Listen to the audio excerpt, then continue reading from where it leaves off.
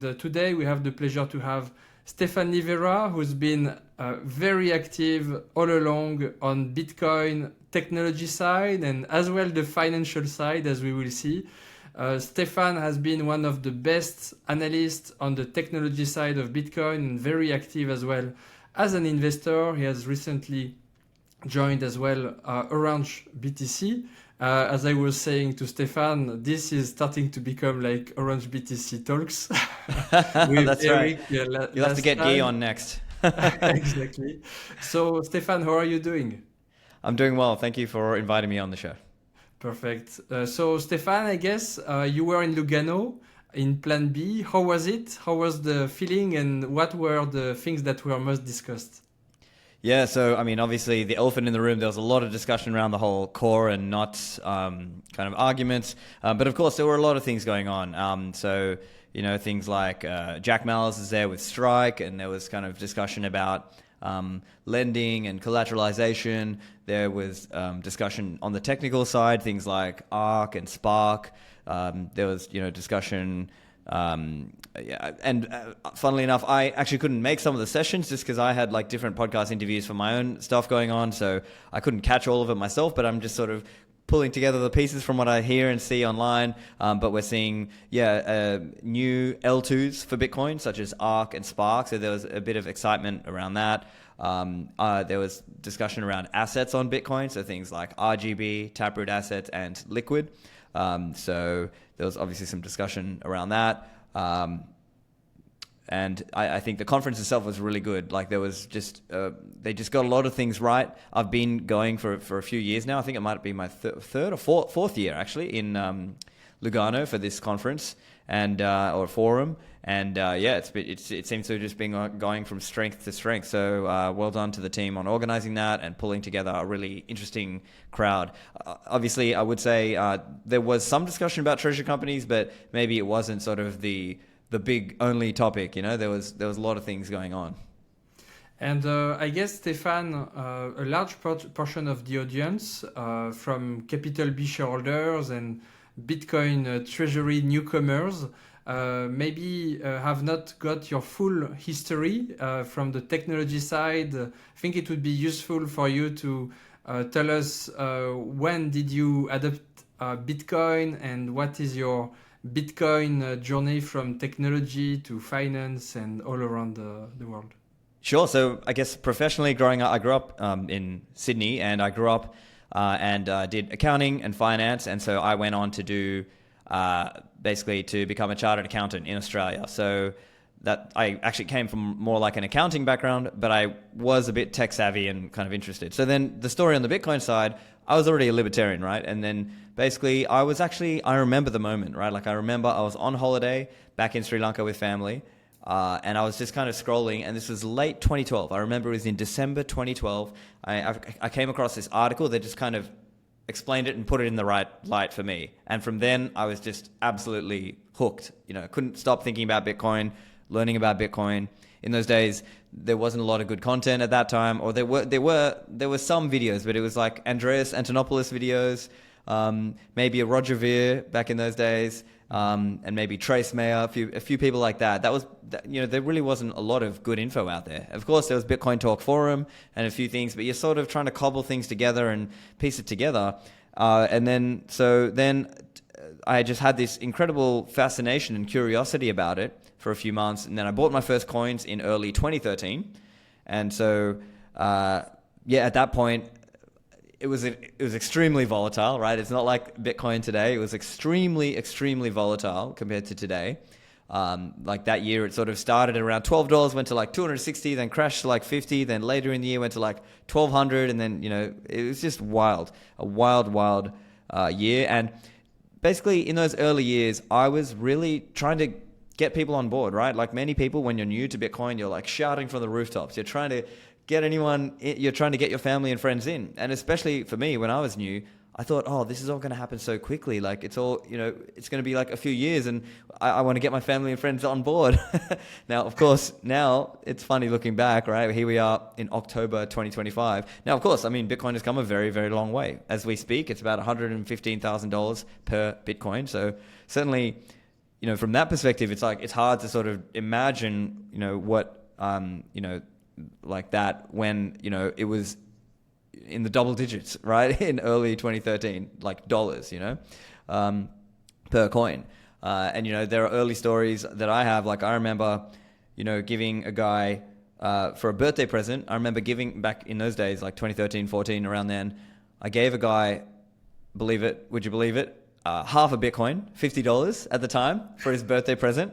And but that unfortunately, that story has a bit of a sad ending though, because I think I just kind of assumed he was tech savvy and he would be able to look after it. But then later, after a few years, I found out that he had actually lost it. So then it's like, damn, he lost. Now that's a decent amount of money. Unfortunately, he contributed to the scarcity of the supply. Yes, he's contributed to the scarcity of Bitcoin. So I guess.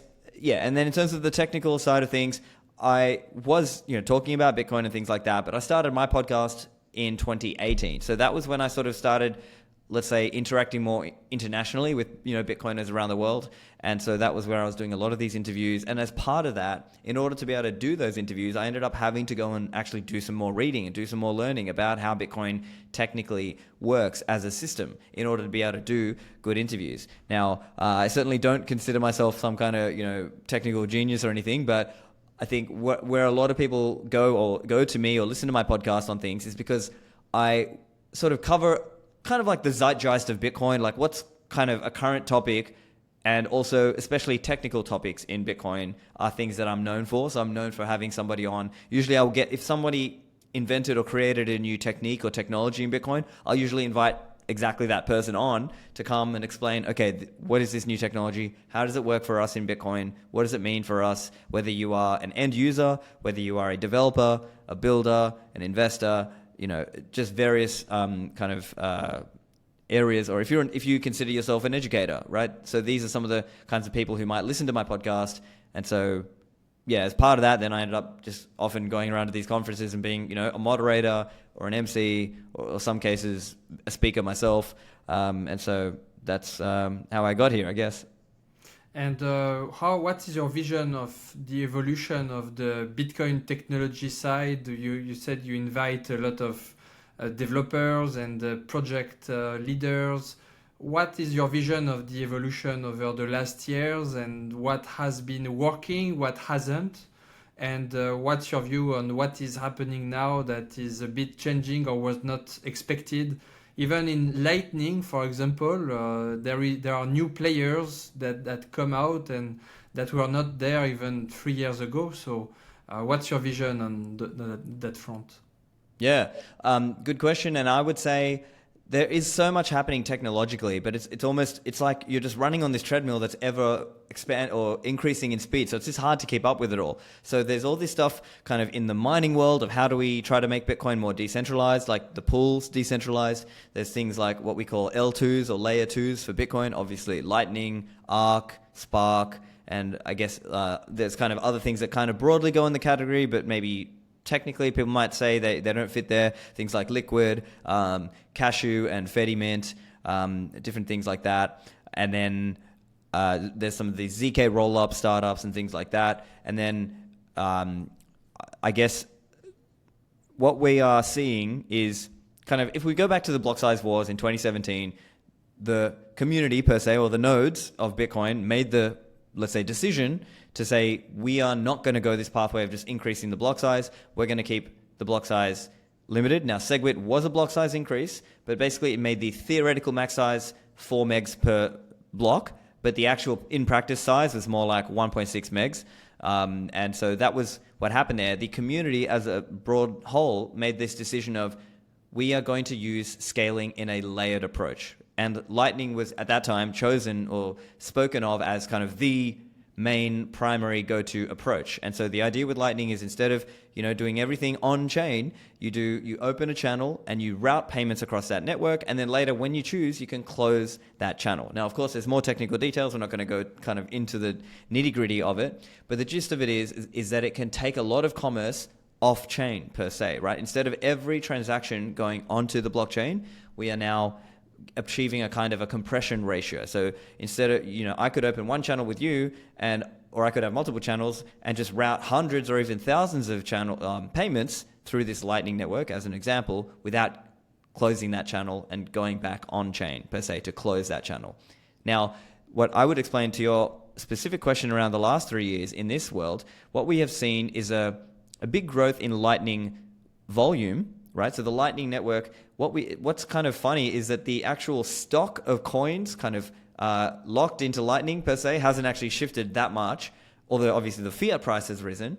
But what we have seen is a lot of volume growth. So we've started to see volume growth in that. And part of that is driven in a few different things. So we are seeing a lot more use of these different layer 2 wallets. So some of these wallets, they maybe are not directly interfacing with Lightning, but actually what's going on is there's some kind of swap provider in the background. So a quick example would be something like Aqua Wallet, or Bull Bitcoin has a new wallet, which is a Liquid-based wallet. So that's kind of another... Liquid is a federated sidechain, and the idea is instead of having Bitcoin on the main chain, you can have some coin that's pegged into a sidechain, and your wallet can keep that there for smaller spending amounts. And it has things like faster block times, cheaper transaction fees, and things like this. So people might keep some balance in there, and when they want to make a Lightning payment, that Liquid wallet like Aqua Wallet or Bull Bitcoin or some of these other ones is doing a swap. So in the background, it's kind of doing a call out. Bolts.exchange, which is a swap provider, is kind of actually making the Lightning payment for you, but actually on your side, you're just doing a Liquid payment. And then the same can happen in reverse. But the gist of it, all that is that now Lightning is becoming a kind of common language for Bitcoin, right? So even though there are different layers, things like Lightning itself, there's Arc, there's Spark, there's Cashew, there's Fedimint. These different layers you can hold a balance in some of these different layers or different things, but at the end, when you actually need to make the payment, you're making kind of that last payment. Lightning is becoming like a translation layer. So even if you have a Liquid wallet and I have, let's say, an Arc wallet, well, you might still be able to pay me because at the end of the day, your wallet is scanning what looks like a Lightning invoice. But actually in the background, there's some swapping and things going on. The gist of all this is, kind of explained in simple terms, is we don't have to think as much about it now because you just kind of have a simple end user send, receive experience. And that's what we're now starting to see. We're seeing an evolution in that. So we're seeing more and more companies who are coming out offering some kind of solution that allows them to, allows developers to deliver that really easy experience, right? The idea is to kind of bundle the complexity into the background so that the end user gets a very slick, easy earning and sending experience. And we're seeing that things like Lightspark have this thing called Spark. Arc was also publicly launched just at the Lugano Plan B Forum conference. So there are a number of ecosystem players who came to that and said, yeah, we would like to integrate Arc into our wallets. And that can also give a very, very slick experience and allow more programmability without changing the base layer protocol of Bitcoin. And so that's a really fascinating thing because then in Arc, then it allows people to do, as an example, they can do things like maybe lending against their Bitcoin. But inside of Arc, they can do things like maybe in the future, there may be some kind of DEX or decentralized exchange protocols that are kind of built, that can settle back down to Bitcoin layer 1, but they're the actual execution layer, if you will, is happening up in this, what's called a virtual chain in Arc or arcade scripting. So that's just an example of some of the things that are being enabled. And so some of this can enable things like if people want to have stable coins, but inside of Bitcoin, or things like peer-to-peer exchange settling back into Bitcoin, or functionality like escrow functionality. So let's say, we need some kind of smart contract thing that holds the balance in the middle until one side has said, okay, yeah, I've received this other thing. And so what we're starting to see is this, and I understand some of this stuff can be maybe a little bit niche and technical, but what I think the end result, if you are just an end user, is you are going to get a very slick experience and you are going to have easier ways to either onboard into Bitcoin or off-ramp out of Bitcoin. So these are some of the things that we're starting to see. And it's just such a rapidly evolving space. So it's really hard to actually get your hands around it because there's just so many things going on all around the world. So it's just, I guess I'll stop there and see if you have any other follow-up questions. Yeah, it seems like this has accelerated a lot from commercial mainstream perspective since the US election of Donald Trump. and the partnerships with Lightspark and Coinbase and other things that have popped up like this that were not happening 4 years ago, for example. So what's your view of the adoption of actually the payment side of Bitcoin? There is this never-ending debate on the store of value and means of exchange. Both are needed, but there is one that is, of course, very important, and the first one is the store of value. But the peer-to-peer payment is quite important, and there would not be censorship-resistant aspect without the mean of exchange as well. So, what's your view on the actual adoption within the hands of the retail participants? Yeah, so I don't have like hard numbers on how many people are doing payments, but I can say Lightning volume, as in the flow of that volume, is growing steadily over time. So I did an interview a little while back with the founder and CEO of LQWD. They host, some of the Lightning Network's biggest Lightning nodes, and he's telling me the volume is going up. So even and it's kind of like a secular bull market for volume there. Like, it's not just the price, right? In past cycles, everything was correlated to the price, right? It was just like, if the price is running up, then everything goes up, right? Exchange signups goes up, podcast and YouTube downloads go up, users of Bitcoin wallets goes up, mining hash rate goes up, right? That was kind of, in the past, it was very correlated to the bull and bear cycles. But what he was explaining is actually now it's kind of just growing in a secular rate.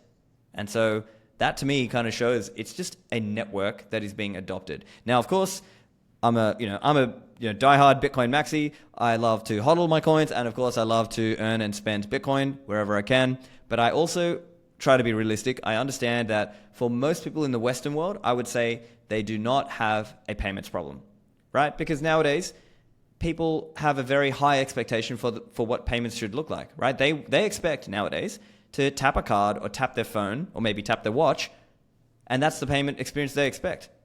And so most Westerners, let's say, from the developed countries, just simply don't have a payments problem. And so what everyone on earth has is a store of value problem. And that's where obviously Bitcoin and potentially Bitcoin Treasury companies can come into it. But of course, it's not your keys, not your coins, all the normal, maxi messages. But I see it like we are just naturally going to see more adoption on the store of value side. The payment side of it is still growing, but just I think it's going to come more into the future.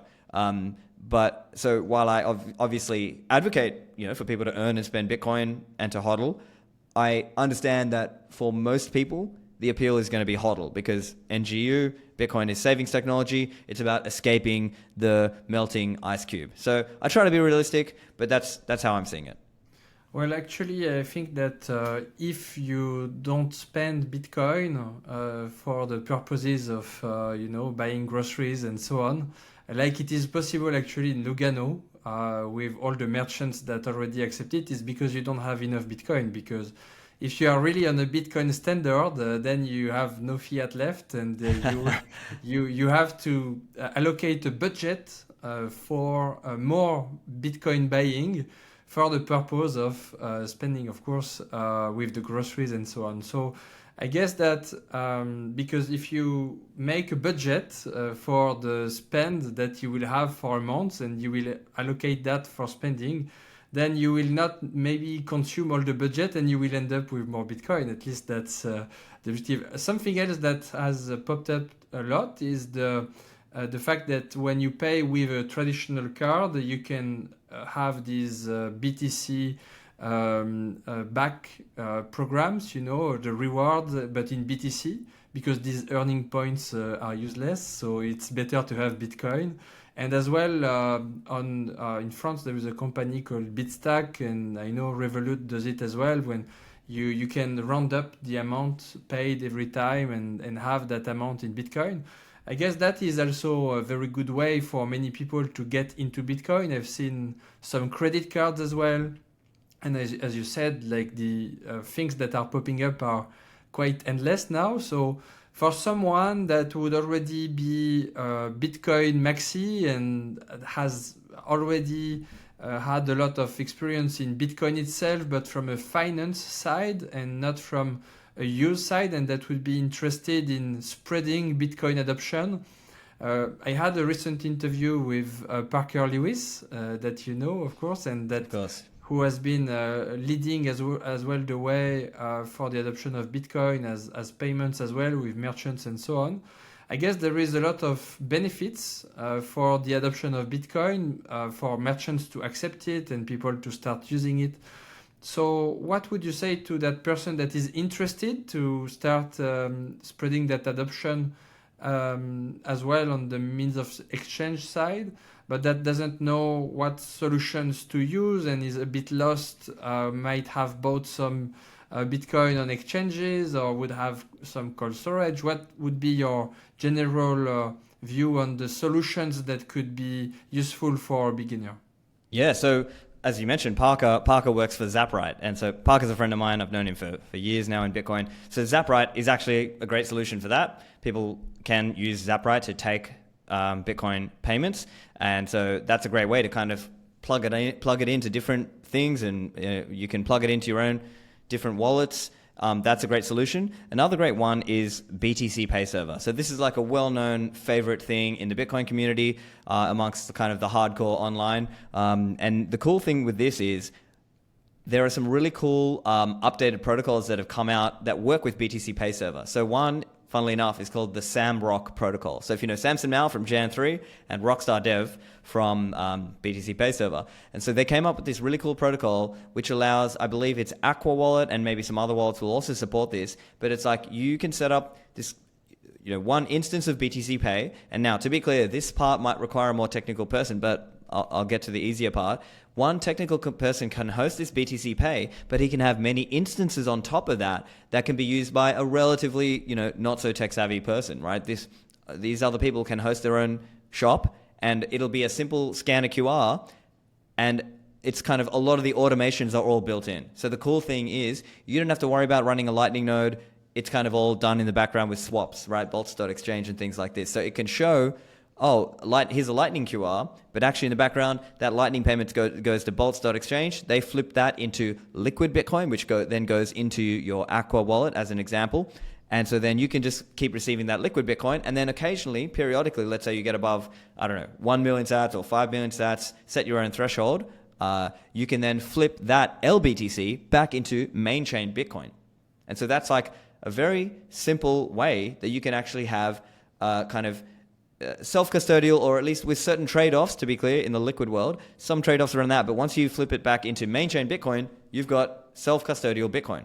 And it's like very simple in the background. And then here's the other cool thing. I believe they've even integrated some Tether stuff in there as well. So that might even allow kind of Tether swapping quickly inside the app. So I think this is really cool. And so, well done to the guys over at BTC Pay and at Aqua for helping set that up, because I think that's a great example of what people can do if they're interested on how to actually do this merchant setup. A few other tips I would say though.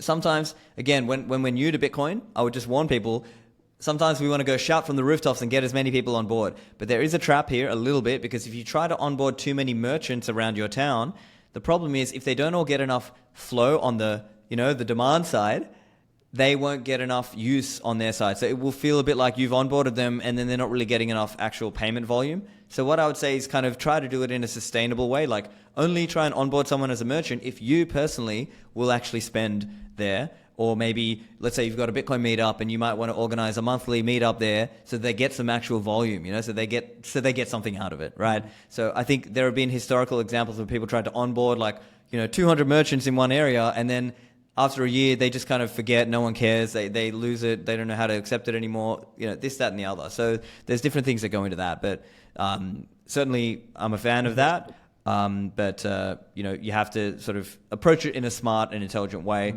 But yeah, summary, there are tools like Zaprite or BTC Pay Server using the what's called SamRock protocol to make it easy for merchants to earn and spend Bitcoin. Mm-hmm.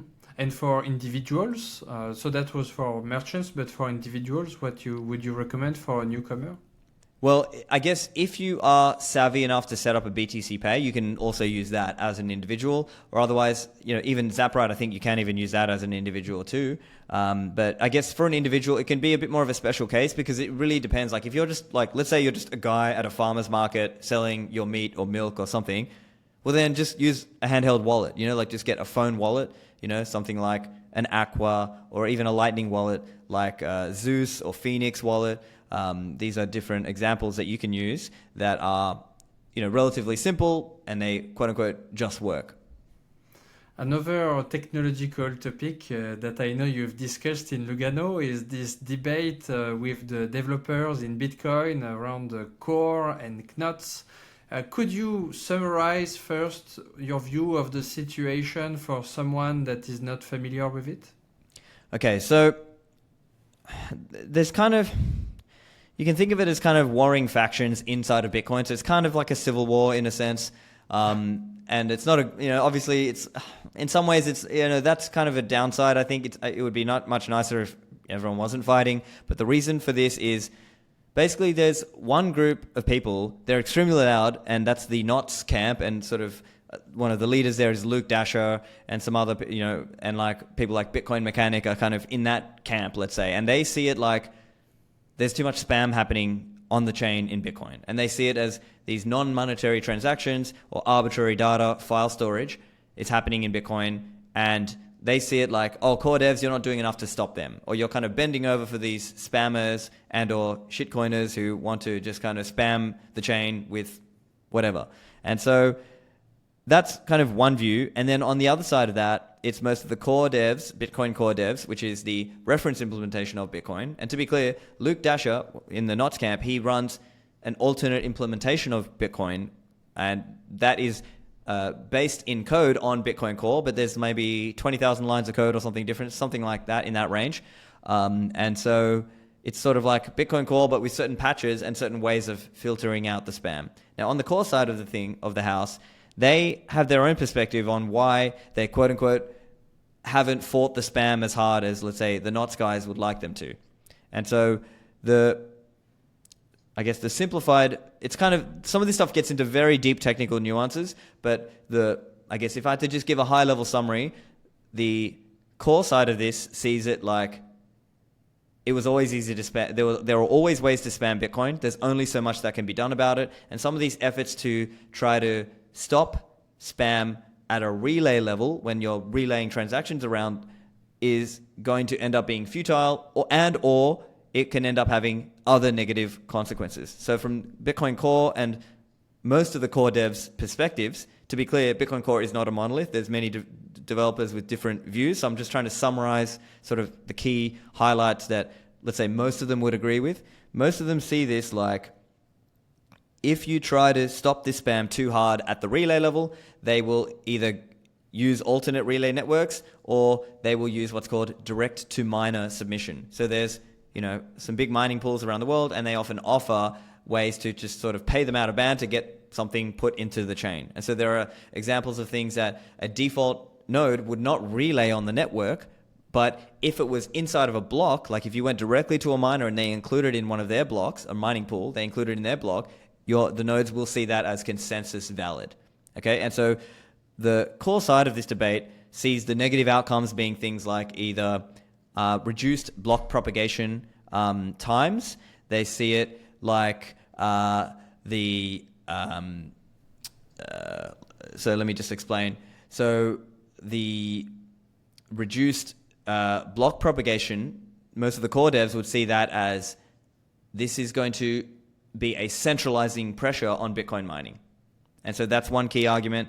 Another argument is that if you try to shut down relay of some of these spam or non-monetary transactions, the problem is that then the spammers can use more harmful ways to spam Bitcoin. So as an example, they can create kind of spam UTXOs. And so this is unspent transaction outputs, and those go into that is like a more critical thing for nodes, that if that space gets taken up a lot, or like if a lot of fake UTXOs get made, it makes it harder and harder for new nodes to sync, which also impacts the decentralization of Bitcoin.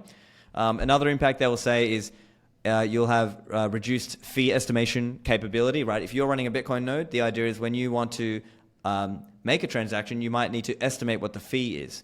And so I would say those are some of the main negative consequences. And so like this kind of war, let's say, or civil kind of battle, let's say, had been going for a couple of years, but in more recent times, with the new release of Bitcoin Core version 30, there was a contentious pull request relating to op return.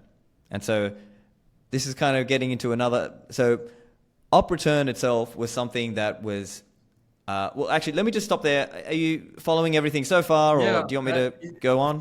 From a perspective of someone that is not in the daily technical details, but following the different arguments from Adam Back and yourself and some of the Knot's proponents, it seems like there is a valid argument around the size of the types of files that you can add, or the type of additional things that you can add to the transactions. At the same time, it seems also that in some way, with the effects that you mentioned of the filters that do not even necessarily prevent spam in and of itself, it seems like with the negative effects of the filters and the usage of the normal use of Bitcoin, it seems like the filters are spam in a way because of the potential negative effects on the use of Bitcoin for normal things and legitimate use cases. So then the question is, maybe what is the way forward? Because it would seem like a rational route would indeed to, if the filters don't solve the issue, then core would prevail. But at the same time, and on top of that, it seems like the filter side has a positive effect because it says, look, there is an issue there, we have to find solutions and so on. But what would be a potential way forward if there is one? Because also modifying things is a risk in and of itself. Right, and so it's kind of... There's a few layers of irony here, but let me kind of explain a little bit further into what's going on. So a lot of this debate comes down to what's known as policy versus consensus. So consensus means, would your Bitcoin node consider that valid if it was in a block? Yes or no, right? That's what consensus is. And in order to change consensus, we need to do a soft fork or a hard fork, right? Like we literally have to, it's a big deal to change that. And that's why it's not so easy to do that, right? The last times we did that is in 2021 for Taproot, and prior to that, 2017 SegWit, which was a big, battle and drama in those days. Now, on the policy side, that is more just like, what is your node setting? And this is something that you can manually set these things. And so you can go into your config file, and you can change certain settings around things like data carrier size and things like this that have become contentious or as a result of some of these debates. Now, let's say up until recently, right? Because some of this did just kind of recently shift, but up until recently, this has basically been a policy fight, right? There hasn't been a discussion about changing consensus, right? Because for a long time, the argument from the Knot side was, no, look, relay filtering is effective. We just need to, more people to use it. And from their perspective, they'll say, look, Core, you broke certain filters, and we need you to put those filters in and refix those filters to stop certain forms of transactions that they view as spam. So by that, they mean things like inscriptions, i.e. JPEGs, or colloquially JPEGs being put into the chain, or something like a token protocol on top of Bitcoin called BRC20. So again, I'm not saying I like this or endorse this, but I'm just saying this is what people have done. And so those were probably the two principal things that are seen as spam. There are other spammy meta protocols, let's say, on top of Bitcoin, but they would see it like, no, we should just try to filter all of those things. Whereas the core side of it is saying, you end up kind of starting to play this cat and mouse game of like, even if core tried to fix those things or filter those things at the relay level, remember, there's nothing stopping people change settings on their own node or using other software which already is more permissive in its relaying of transactions, such as things like Libra Relay. Now, this gets contentious because some of the NOTs people see it like, hey, Libra Relay is an attack on Bitcoin, or it's somehow not part of the network. But the thing is, Libra Relay does connect to just standard Bitcoin nodes. It connects to Bitcoin Core V29 and V28 and V30 and other Bitcoin nodes out there. So it is part of the network.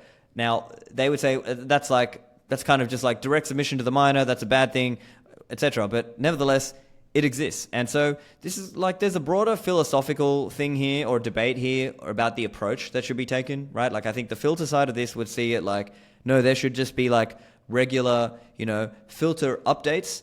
Whereas on the other side of this, the development philosophy of Bitcoin Core, or basically almost all Bitcoin Core developers, is that Bitcoin Core should not have auto updates.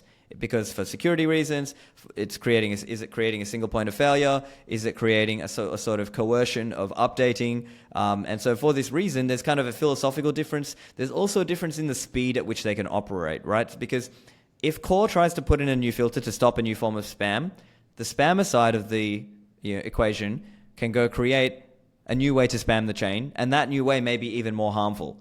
And so the debate has often centered around things like, hey, do filters work? And then people will sort of say, well, under certain circumstances they might, or it might be a nudge, or it might be a slight deterrence. But then once there's an economic motivation or incentive to actually go around that filter, that's what people do. And then that itself is a centralizing factor to mining. And so therefore it's better to keep the mempool. So it's kind of, we could have like an 8-hour podcast just about this topic, but I'm just trying to kind of shortcut it a little bit to make it simple. And so most of the core people see it like, look, the principle of Bitcoin is no auto updates, because we don't want to impinge on user sovereignty. And so if the idea is like every 2 weeks there's a new batch of filters that you need to download and things. Now, of course, the NOTs people have their own kind of arguments here. They might say things like, well, we can have this other separate thing that does the filters, and that's the part that updates while Bitcoin Core doesn't, things like this. But I don't really buy that personally, because I just think you're sort of creeping back in, or pushing that same problem back in of like, well, what if the wrong filters are in play? Who do you go to change those?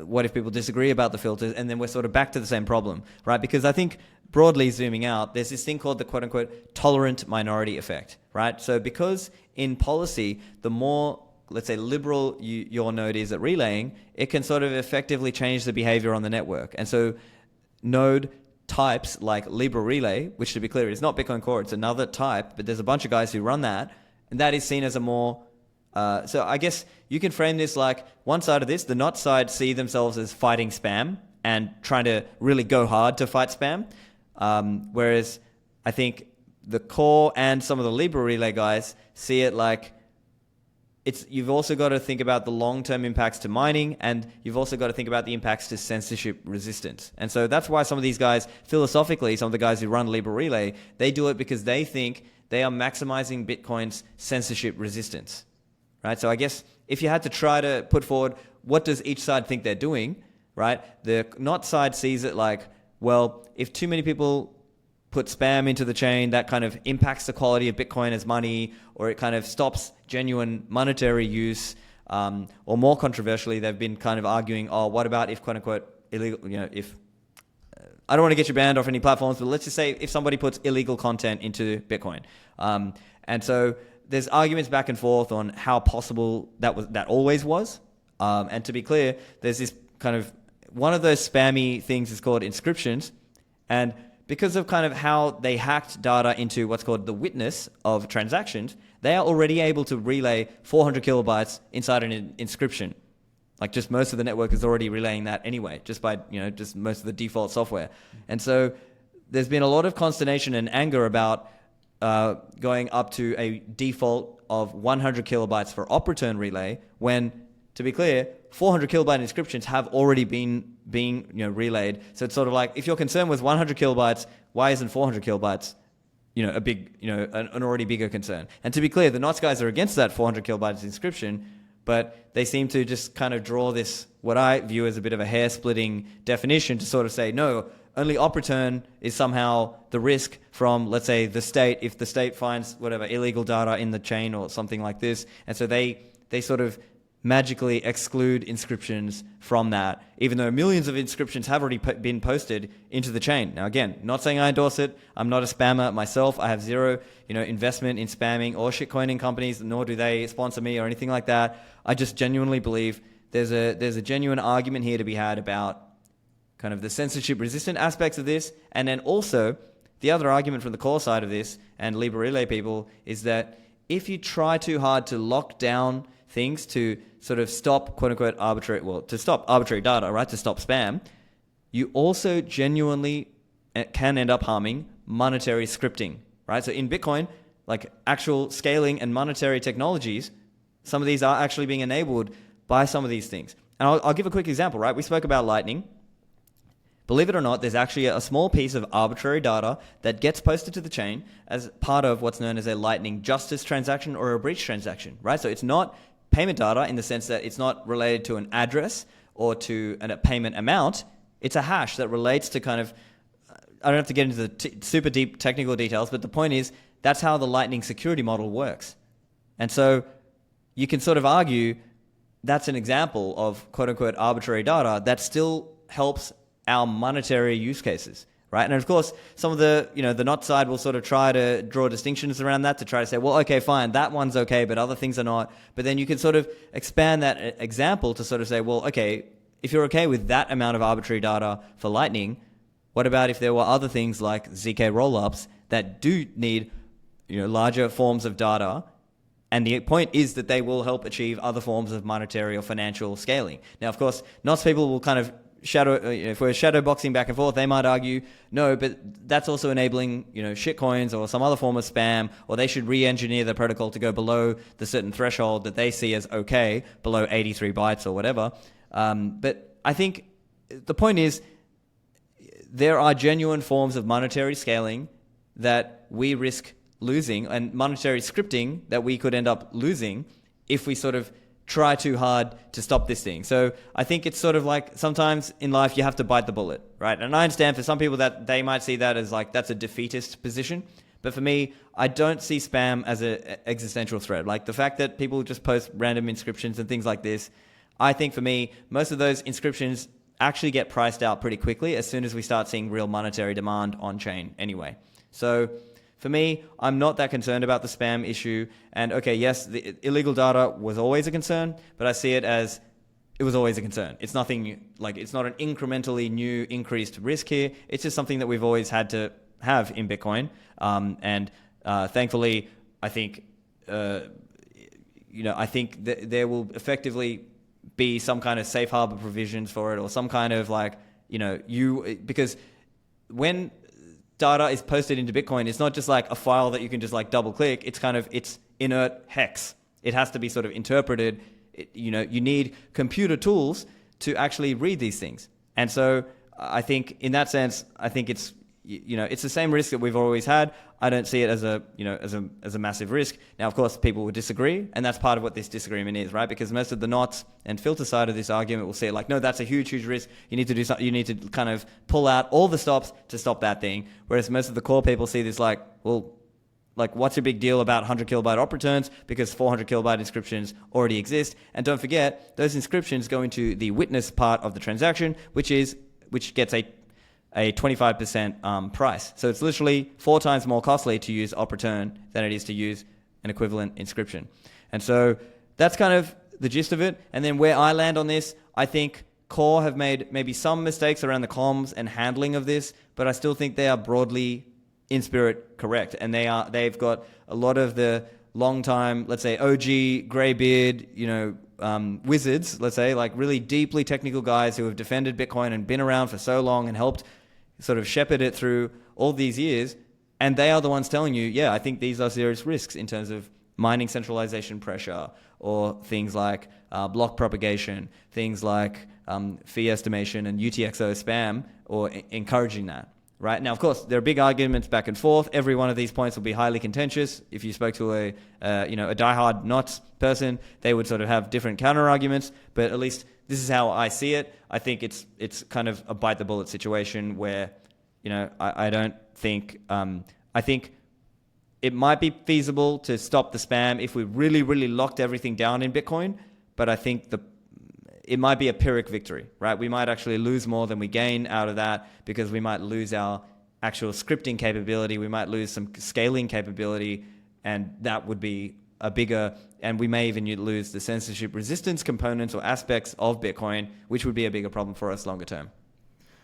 Well, at least it seems like it's great that both camps have the freedom to use their own version and to continue in the adoption of Bitcoin in different ways. And Bitcoin doesn't really care from what I can see. And I think it's a healthy debate to be had. It's a long overdue, I guess, and now it's coming out.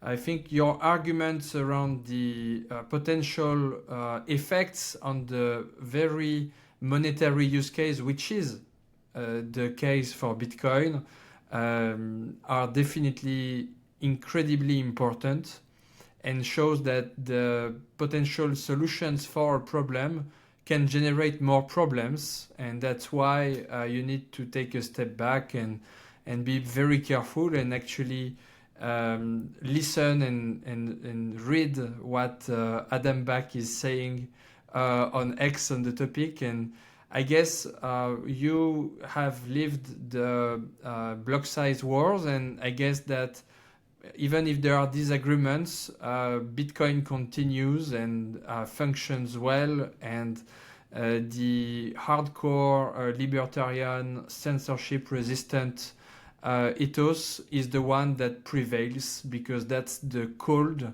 silent majority that prefers to just have this as a priority. So thank you, Stephan, for those contributions, and I invite everyone that's interested in the technology side to follow you and on this debate as well. I think it's very important information.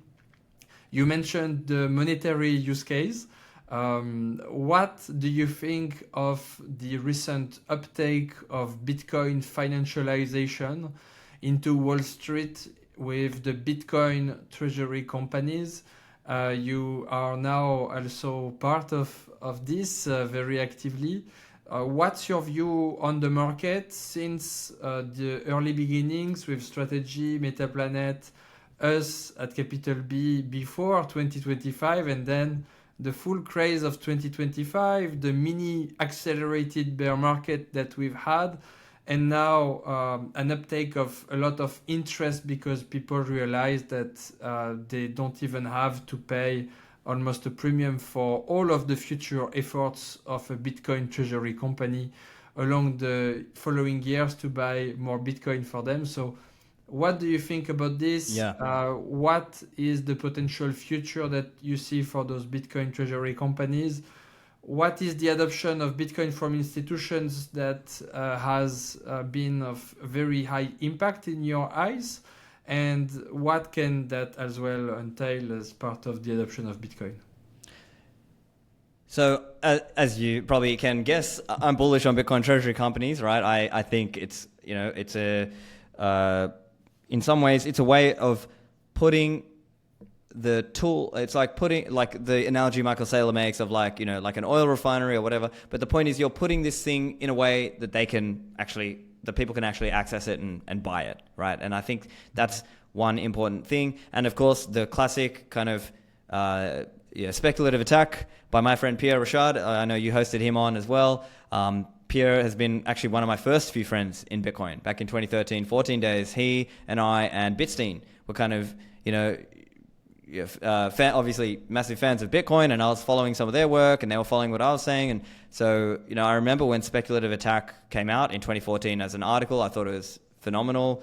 And I'm pretty sure actually I've got a comment somewhere on that page back in those days. I think there's just fundamentally an arbitrage here, right? So from here until hyper-Bitcoinization, which, none of us knows, but let's say that's 20 years out, 20, 30 years out, who knows?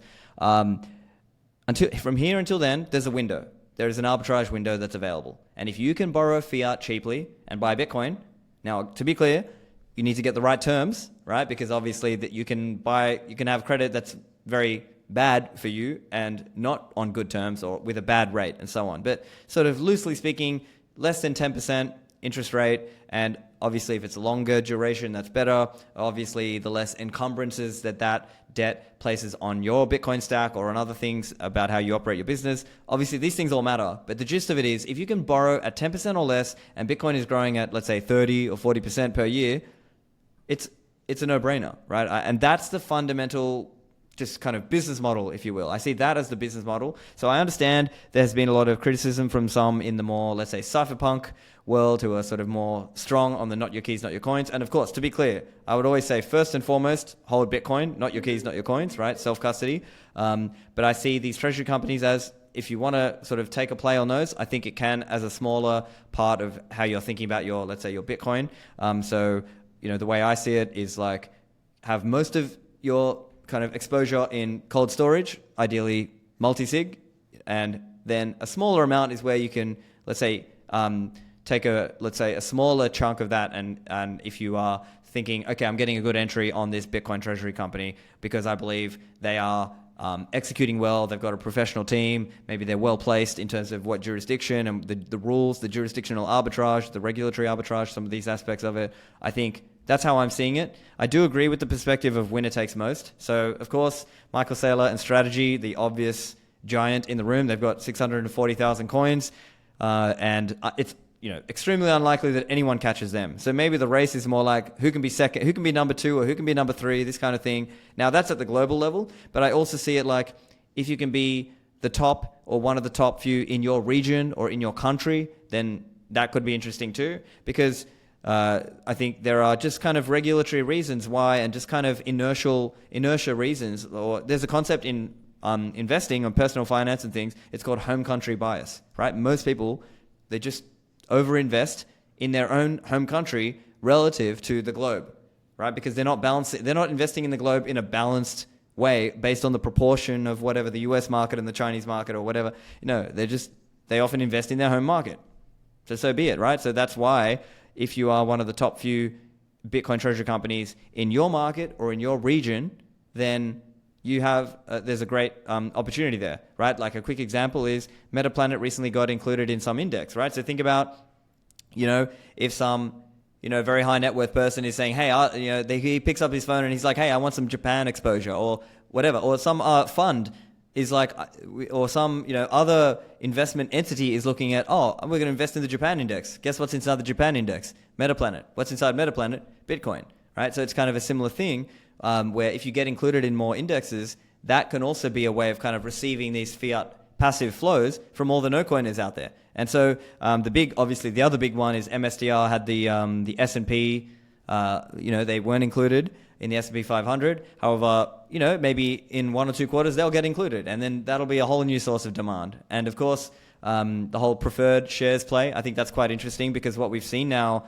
on MSTR with Strategy, Michael has been stacking, and I believe this stat is correct. I think the last 2 or 3 weeks, he's been stacking without using the common equity ATM. He's been stacking out of his preferred share, out of preferred shares. And so I think I view that as a kind of a longer game. But yeah, zooming out a little bit, of course, the sector is in a bit of a lull right now. We can't hide that. Of course, you have to accept there's some volatility with this. It is more volatile than holding Bitcoin itself. But I believe it's coming back. I think it's maybe there was a bit of over exuberance earlier in this year where people were maybe overpaying on the MNAV, and maybe now people will be buying at MNAV levels that are sort of more reasonable. But I mean, who knows, right? Like if Bitcoin moves up really quickly, then maybe all the treasury companies all start pumping hard, and then MNAVs get again into this very high range. And I will say this, I think smaller Bitcoin companies can justify, like during the hype cycle, they can justify a higher MNAV to some extent, but then it sort of comes crashing down. And so I think you have to understand there is going to be just naturally, there's going to be some MNAV expansion and compression. And so you just have to accept that. And so I think it just means you have to be good at your entry price if you are going to be an investor in these things, but you have to also have a long-term view about where things are going.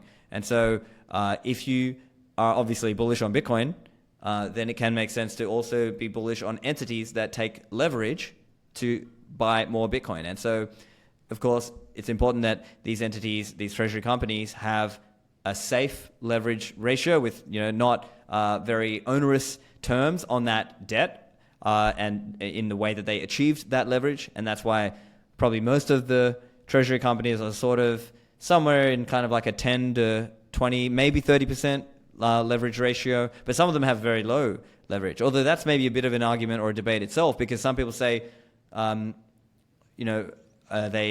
they should have leverage. Now, I mean, there's different arguments there about how it works. If they're an operational company versus are they a pure play, or maybe those pure plays that have low debt right now, they're kind of waiting for the right opportunity, right? They don't want to just take bad terms, so that maybe they're waiting for a good opportunity to get some leverage, and that is how these companies can actually outperform merely just holding Bitcoin. But I think it does require some conviction and some at least some decent time horizon, more like 5-year time horizon is how I'm seeing it, as opposed to in that recent hype cycle, people were just kind of jumping from whatever to whatever, and just kind of quickly, it was kind of like hot money flows. People were jumping out of the big ones into smaller ones because they were hoping it would pump harder, this kind of thing, where maybe some of the gains that were gotten were sort of early, like it was kind of like MSTR hit its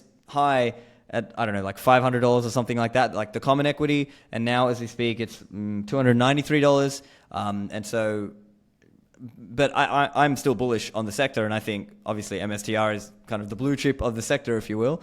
And of course, I think as long as these companies keep on executing correctly, right? They have a professional, competent team who keeps on executing, keeps on stacking Bitcoin, doing the right things, then eventually the cycle will sort of turn back. And I'll give it a funny analogy. I think a couple of years ago, it's like all the Bitcoin mining companies, their public equities were in the dumps, right? Nobody wanted those. They were sort of seen as like, oh, that's like very high risk. No one wants that. And then now we're living in the AI craze. And so because a lot of those Bitcoin mining companies, they pivoted to using, HPC AI, and maybe they got energy contracts. And so now a lot of those Bitcoin mining companies have now caught a huge bid, and they're all, pumping hard. And so they're all doing well on the whole AI boom or bubble, however you see it. So I think some of this is just, flows will rotate in and out, but you just have to have conviction, and you have to have that long-term view, both on Bitcoin itself and on the particular Bitcoin treasury companies that you choose to be invested in. Of course, you want to pick,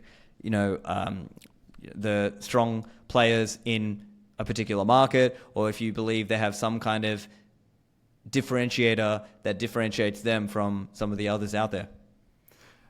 You mentioned early in the conversation that at some point you gave 0.5 Bitcoin, half a Bitcoin for $50. How comparable is the current volatility in Bitcoin treasury companies to what was Bitcoin at that time? And what would you say to an investor in Bitcoin treasury company that would feel hurt when the price goes down and happy when the price goes up, and how to manage those emotions? So, yeah, it's difficult, right? Like, I don't have the, objective volatility stats to hand, but yeah, it probably is comparable, right? Like, it probably is comparable to like the 2013 cycle, or maybe some of the 2017 aspects of that cycle, kind of at the end when it got really crazy, because there were just, there were days when it would like drop 30%, 40%, and it was sort of no big deal because you were just so, like, that's how volatile it was. It's just hard to convey, and it's hard to sort of, get that message across in a way. Now, of course, you have to sort of do your own understanding and do your own research and understand, okay, why do I believe in Bitcoin? And in this case, why do I believe in these treasury companies? Why do I believe they can win, right? Do they have a professional, competent team? Are they serious? Are they really, truly Bitcoin maxi? Or are they just sort of opportunistic, fly-by-night operator kind of thing? Do they have like serious credibility? And then I think it's just sort of understanding and sizing your, your portfolio and sizing your bet per se. And just kind of zooming out, having that long-term view of where things are going. So, yeah, I guess some of that is like the first time you go through some really crazy volatility, that's when you slowly start to earn your stripes. And then once you've kind of been through a few cycles, you become, what's the word? Patient. Patient, or what's the word? Like acclimatized to it, or you kind of, the feeling that crazy, it sort of dulls a bit. You don't care as much. So I would say, yeah, that's kind of how you could see it. And being honest, yeah, I think I would say this, right? Being like, even just generally investing, like if you're talking about like just generally investing in stocks and equities and things, it is, buying low, selling high. So the paradoxical thing, the hardest thing is to sort of go against your instinct, right? Like oftentimes when you're new to investing, it can feel so good to be buying when everyone else is buying and it feels like it's the good decision. And funnily enough, that's often a bad time, right? Like you might be buying the cycle top, right? That you might be buying $20,000 Bitcoin in December 2017, or you might be buying, and paradoxically, the time when it feels the worst subjectively, it's sort of, that paradoxically is often a value buy zone, right? Like that's like often, at least that's how it's been in Bitcoin. And I think it'll be somewhat similar. They're not exactly the same in Bitcoin Treasury companies. So I still remain bullish on the sector, at least with those treasury companies that have a good team and have like a good opportunity, the market that they're in. There's different ways that these markets, can vary, right? It could be tax treatment, it could be regulatory, it could be maybe low cost of operation, or maybe it could just be like there's a population in that country that's really into Bitcoin. And so there's something there, there's an appeal there that they might become investors. So I think there's all these different ways that, these different jurisdictions and different companies can differentiate. I think it'll be exciting to see where these things go. But you just have to remember that even for Michael and MSTR, like there were times where it looked like he was down and he was copying the flack online and in the media. They were all saying, oh, he's down, or he's going to get wrecked, he's going to get liquidated, all this stuff.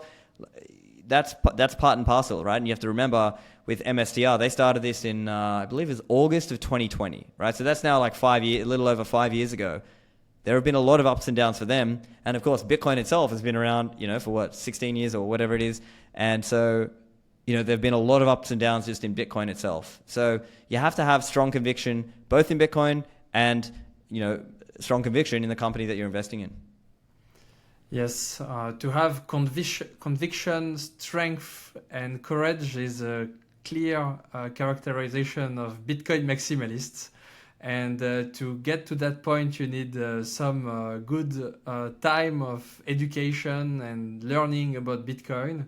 So, Stephan, what would you say to shareholders of Capital B and shareholders of Bitcoin Treasury companies that have just come into the space and have been starting to learn about Bitcoin through the Bitcoin Treasury company, for them to learn more, and what would be your message to them?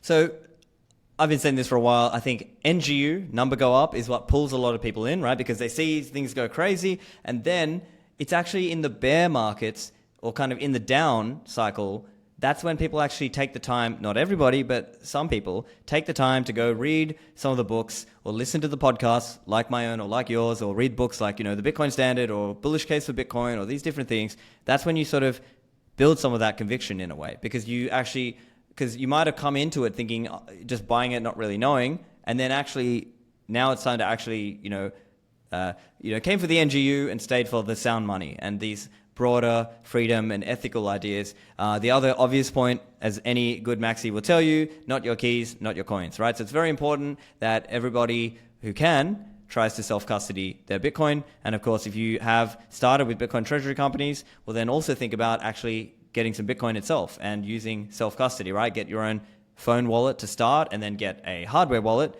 to self-custody some of that Bitcoin. And that's actually really instructive as a process as well. So it's really good for people to learn that also. And then over time, as you try to learn more on the technical side of things, that's where, you might listen to different podcasts, you might read some different books and consume different forms of content so that you understand a little bit more about how the system works, and where it came from, right? Like these cypherpunks and the Austrian economists and libertarians and people who were sort of early into Bitcoin or were part of the prehistory of Bitcoin, right? As you learn a bit more about that, then you start to sort of understand how Bitcoin was born and where many of us believe it's going, right? Many of us believe it's going to become global money. It's going to become the money of the world. And so I believe it's going to, $10 million plus per BTC. Maybe that's 20 years away. Who knows? But I'm here. I'm strapped in for the long haul. And I suggest other people do the same.